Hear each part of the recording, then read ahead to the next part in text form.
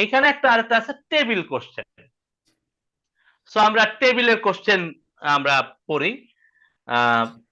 টেবিলের কোশ্চেনটা দেখা যাচ্ছে তো নাকি? জি ভাই, স্ক্রিনে দেখা দেখা যাচ্ছে যাচ্ছে ভাই। না?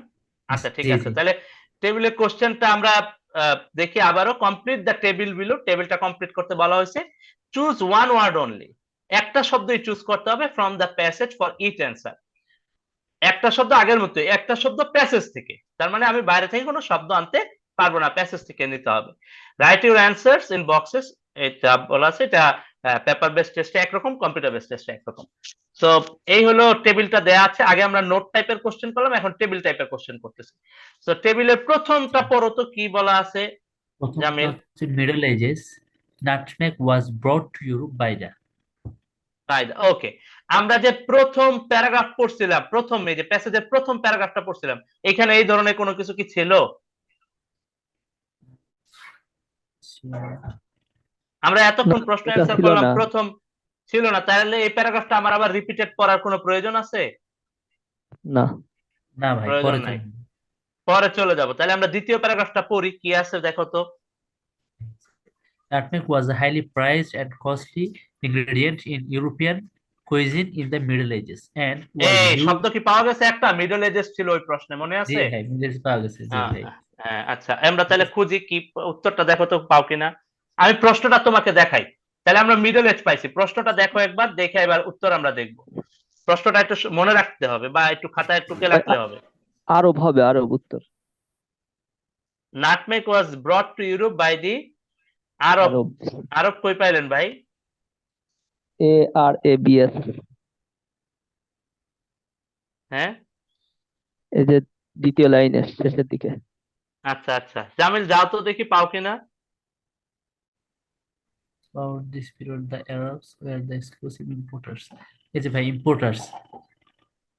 তার মানে এটা নাটমেগটা আসছে কাদের থেকে? Arabs were হ্যাঁ, the exclusive importers.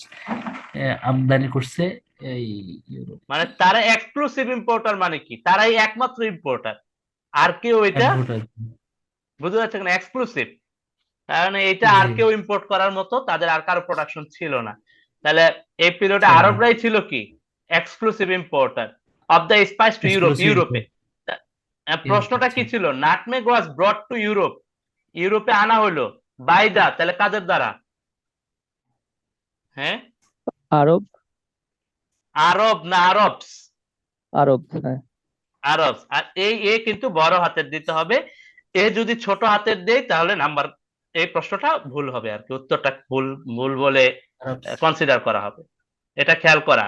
R Arabs যেহেতু জাতি, আরবস, এবং প্যাসেজে যেভাবে দেওয়া আছে আমরা ওইভাবেই দিচ্ছি, কারণ বলা হচ্ছে one word only from the passage by the Arabs, আরবদের দ্বারা ইউরোপে আনা হয়েছিল। এটা তো ক্লিয়ার নাকি? জি ভাই। হ্যাঁ, এটা clear.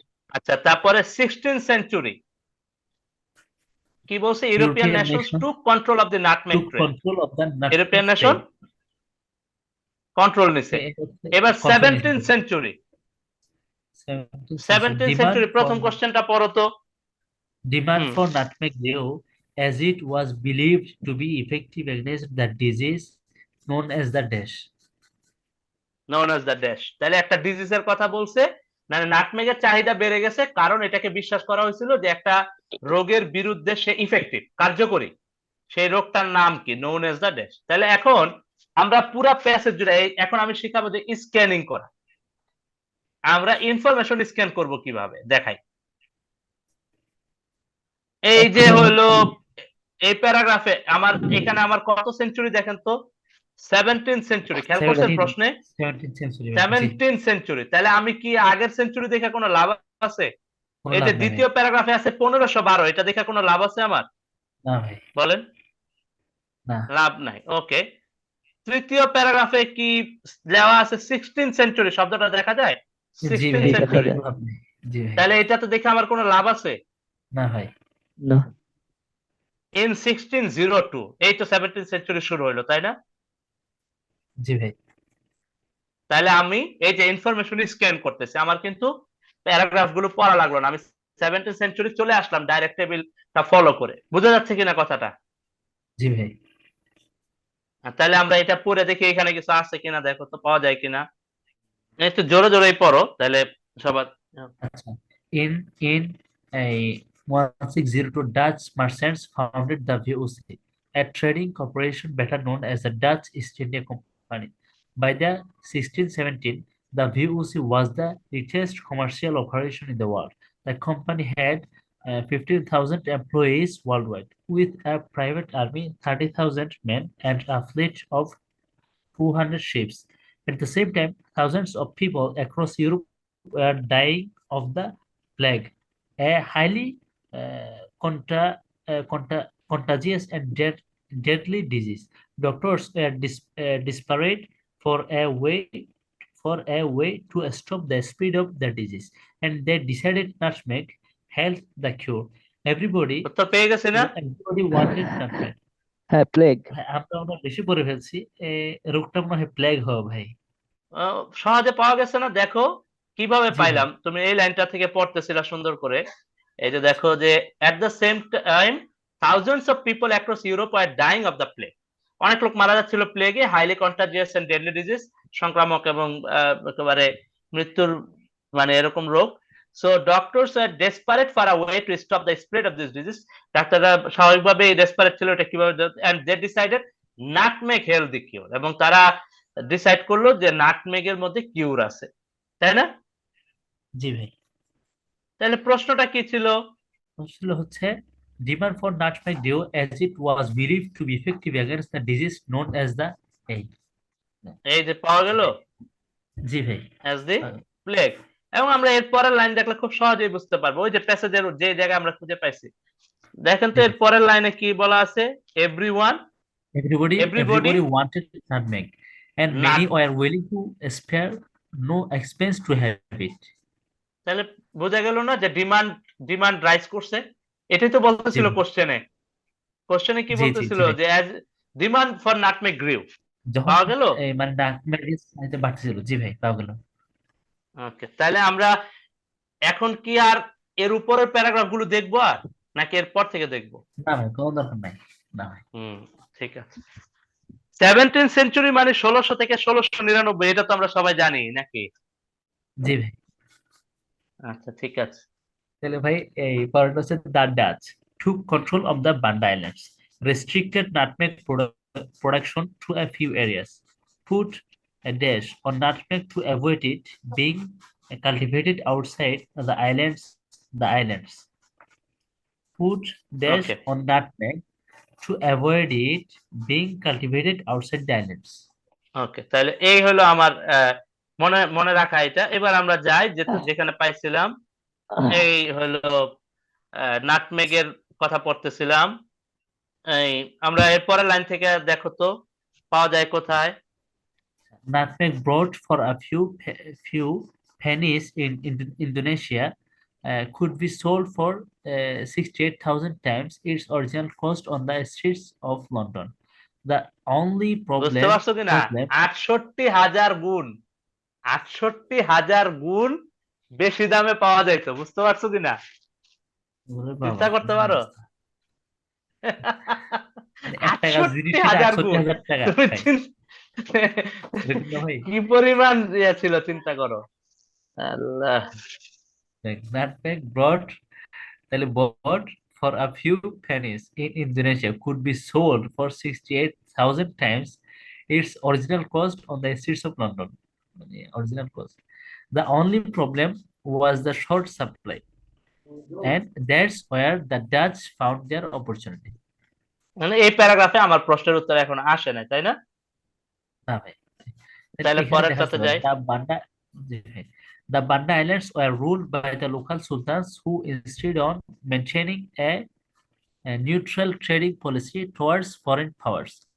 This allowed them to avoid the presence of Portuguese or Spanish troops on their soil, but it also left them unprotected from their invaders. এটার মধ্যে মনে হয় উত্তর থাকতে পারে ভাই। প্রশ্নটা আবার This দেখাই, allowed তো মনে দেখো। হচ্ছে লাইম হবে। এই যে প্রশ্নটা দেখাই, প্রশ্নটা একটু হাতে কাগজ কলম থাকলে একটু ইয়াও করে নিতে পারো, তাহলে দেখা যাবে যে মনে থাকবে। পুট এই যে টু কন্ট্রোল অফ দ্য বান্দা আইল্যান্ড, এটা আমরা পেয়ে গেছি, ডাচরা কন্ট্রোল করছে বান্দা আইল্যান্ড, এটা পাইছি না লাইনটা? জি ভাই। এরপরে restricted nutmeg production to a few areas, এটা আমরা এখনো পাই নাই। Put dash on nutmeg to avoid it being cultivated outside the island, ঠিক আছে। তার পরে হবে। জি ভাই। এবার আমরা এবার এবার দেখো দেখো তো, এই যে পড়তেছিলা ইন 1621 পাইছো? এখান জি ভাই, এর আগ পর্যন্ত পড়ছো? 1621। জি ভাই। In 1621, the Dutch arrived and took over. Once securely in control of the Bandas, the Dutch went to war protecting their new investment. আচ্ছা, they concentrated on nutmeg production into a few easily guarded areas, uprooting and destroying any trees outside the plantation zones. আচ্ছা, হুম। anyone caught growing a nutmeg, seeding or carrying seeds without the proper authority was severely punished. In addition, all exported nutmeg was covered with lime to make sure there was no chance a fertile seed which could be grown elsewhere would leave the islands. There was only one obstacle to Dutch domination. One উত্তর of কি the পেয়ে Banda গেছো? Islands. হ্যাঁ, উত্তর তো চলে আসছে, lime হবে। প্রশ্নটা দেখো, প্রশ্নটা কি বলছে? পুট রাখছে সামথিং মানে dash on nutmeg, nutmeg to avoid it being cultivated outside the island, বাইরে মানে যাতে এটা কোথাও অন্য আইল্যান্ডের বাইরে, ওই বান্দা আইল্যান্ডের বাইরে অন্য কোথাও উৎপাদন না হয়, তাই কথা না? জি ভাই। এই যে আরিফ ভাই এই লাইনটা থেকে এই কথাটা বলতেছে, আমি আগেই উদ্ধার করতে পারছেন। এই যে দেখো তো এই লাইনে তাই বলা আছে কিনা, বুঝতে পারতেছো কিনা? যত নাটমেগ এক্সপোর্ট করা হইতো সেগুলো লাইম দ্বারা কভার করা হইতো, এটা নিশ্চিত করতে যাতে কোনো চান্সই না থাকে একটা ফার্টাইল সিড যেটা যে কোনো জায়গায় জন্মগ্রহণ করতে পারে, এরকম কোন সিড যাতে আইল্যান্ডটা ত্যাগ না করে, উড লিভ দ্য আইল্যান্ড। বুঝতে পারছো কিনা? জি ভাই। মানে টেকনিক্যাল লাইনটা লিখছে আর কি। তাই এখন ওই এই পুরা সেন্টেন্সটারে প্যারাফ্রেসিং করছে, দেখো কিভাবে প্রশ্নের মধ্যে put dash on nutmeg to avoid it being cultivated outside the island, কথা কিন্তু একই, জাস্ট কি হয়েছে সেন্টেন্সটা Paraphrase করছি। প্যারাফ্রেসিং হয়েছে। বুঝতে পারছো কিনা? জি ভাই। তাহলে এখানে কি হবে? লাইম। বুঝা লাইম গেছে? হবে। লাইম হবে, এটা বুঝা গেল তো? জি ভাই। আচ্ছা, তাহলে এরপরে আচ্ছা। আমরা যাই। তাহলে আমরা যেহেতু পাইছি এরপর থেকে পড়বো, তাহলে পড়ো তো কি হবে এরপর। আচ্ছা, প্রশ্নটা দেখে নাও, প্রশ্নটা দেখে তাহলে পরে প্রশ্নটা পড়ো। Finally obtained the island of dash from the British. মনে রাখো প্রশ্নটা, দেন এবার যাই। আচ্ছা, there was only one obstacle to Dutch domination. আচ্ছা, one of the Banda Islands, a silver upland called Ran, only 3 kilometers, 3 kilometers long by the less than 1 kilometer wide, was under the control of the British. After decades of fighting for control of this tiny island, the Dutch and British arrived at a compromise settlement, the Treaty of Breda, in 1667. পাইছো? উত্তর পাওয়া গেছে? এটা ভাই তাহলে এটা ইয়ে হবে না ভাই, এই যে দেশটা পড়লো। প্রশ্নটা দেখাই, এই প্রশ্ন, finally obtain the island of from the British, তাহলে কোনটা হবে? ব্রিটিশ থেকে কোনটা রান পাইছে হবে, রান। Dutch, finally? ডাচ হবে ভাই। রান না, এই যে দেখো ওয়ান অফ দ্য বান্দা আইল্যান্ডস, এই যে এই যে আচ্ছা, লাইনটা কল দেখো, রান। জি। খেয়াল করছো? জি এটা ভাই। কাদের আন্ডারে ছিল? Was under the control of the British. জি এরপরে দেখাইতেছে যে একটা দীর্ঘ সময়ের যুদ্ধের পরে ডাচ এবং ব্রিটিশ একটা কম্প্রোমাইজে পৌঁছাইছে, দেখছো কিনা? জি ভাই, দেখছি ভাই। তো এই পুরোটা পড়লে এই জিনিসটা পাইতা, তাহলে ওইটা না কি হবে আইল্যান্ডটা মূলত? Called Run. তাহলে RUN, রান, জি বড় ভাই। হাতের হইতে হবে কিন্তু রান, আরটা জি বড় হাতের হইতে হবে, আর যদি বড় হাতের না হয় তাহলে কিন্তু নাম্বার হবে না, এটা খেয়াল রাখা। স্পেলিং এ এবং হলো গিয়া এই লেটারের অ্যালফাবেটিক্যালি না দিতে পারলে, কারণ এটা তো নাম, মনে আছে মনে থাকে যেন, ঠিক আছে? ভাই। বোঝা গেল তো? এতক্ষণ পর্যন্ত কি বোঝা গেল? জি ভাই, বুঝা গেছে ভাই। আচ্ছা ঠিক আছে, এরপরে আমরা দেখি কি বলছে। লেট 18th সেঞ্চুরি, আচ্ছা, কত সাল দেওয়া আছে দেখো তো। 1770। আর আরেকটা কত সাল? তারপর হচ্ছে 1778।